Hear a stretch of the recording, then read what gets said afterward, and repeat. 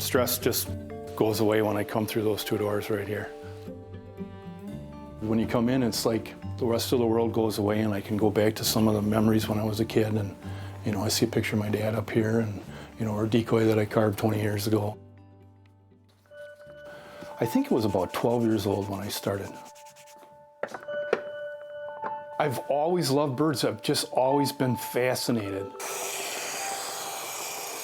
The only reason my dad could go duck hunting is if I came along, and every Saturday and Sunday I remember waking up in the bottom of a skiff duck hunting. I always was thinking about it. Junior varsity baseball, the coach told me to go in, and I said, no, I'm carving a decoy with my shoes off on the bench. When I was 13, 14 years old, making, $25, $35 for a decoy, that was pretty good money. I've just always strove to get better at it and trying to get more realistic at it.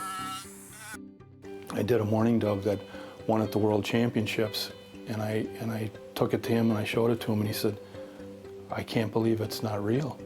And that to me was another big reward that, I finally accomplished something. I made my dad happy, I was working probably 70, 80 hours a week doing it. And I won at all these contests. Well, then I ended up getting orders on top of orders on top of orders, and I could never do what I really wanted to do. And so I just kind of got burnt out from it. I did my first feather about 3 years ago at Christmas time.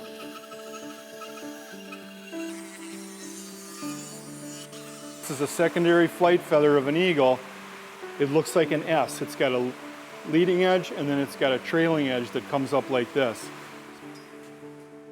I got to lay out where the ranchus is. The ranchus is at the center of the feather. I just came back out in my shop and started whittling again.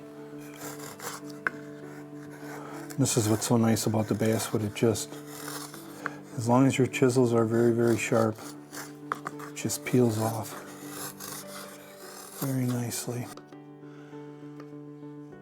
You can only carve one mallard. One mallard's a mallard. But now there's 5,000 different feathers on a mallard, so I can carve 5,000 feathers. A feather we all just take for granted, but it's one of the most amazing things that there are, is this thing can fly. This is a red-tailed hawk feather here. So now what I'm going to try and do is what I call put the life into it. And that's by creating differences in heights, splits. I showed everybody at Christmas time, and they were just, all my family were in awe. They were all touching it going, this isn't real. So now comes the wood burning part. I'm burnishing the wood, and I'm creating a tiny groove. My wife does farmers markets. I took them along with me because I just sat there with her all day long. I had 6 pieces that I took along, and I sold all 6 just like that.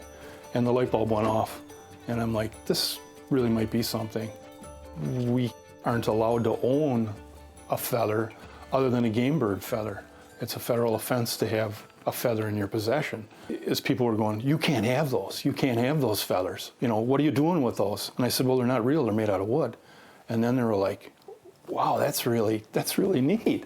It's even more special. Then they're trying to see, where is it not real? Where, how did you do this? How did you do that? So I use a wet on wet technique where I try to blend the colors when they're wet to give it a little bit softer feel, because feathers are really, really soft.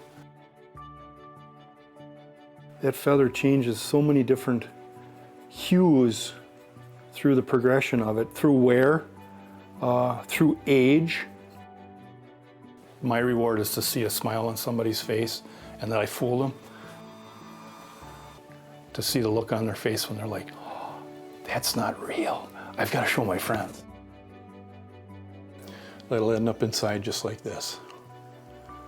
Again, you can see it's a little bit different. I change up all the time. There's not one that's ever the same. It's trying to make something as best as I possibly can.